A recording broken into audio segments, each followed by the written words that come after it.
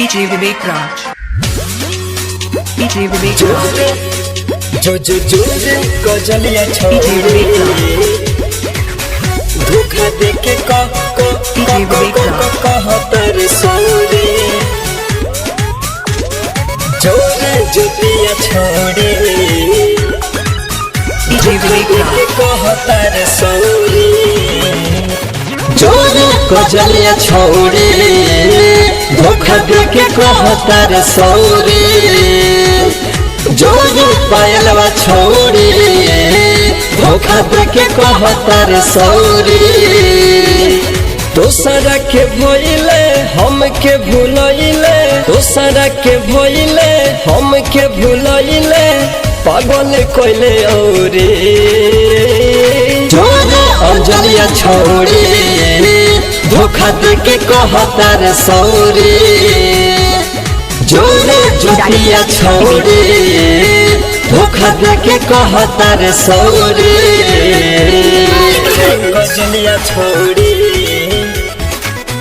धोखा देके कहतर सौरे मैनेजमेंट धोखा देके कहतर सौरे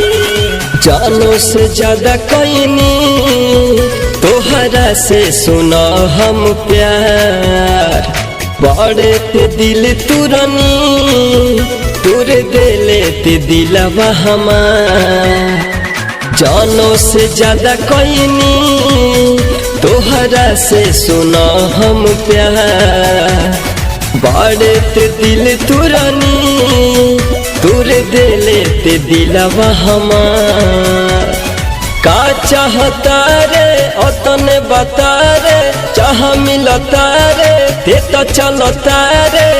कोई के सीना चौड़े जोरे कजलिया छोड़े धोखा देके कहतर सौरे जोरे जुतिया छोड़े धोखा देके कहतर सौरे जोरे जोरे अंजलिया छोड़े धोखा देके कहतर सौरे राइसनिरा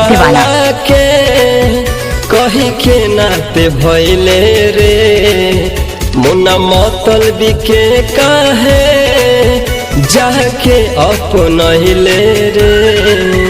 राइटर नीतीश निराला के कही के नाते भइले रे मुन्ना मतलबी के काहे जाके अपनहिले रे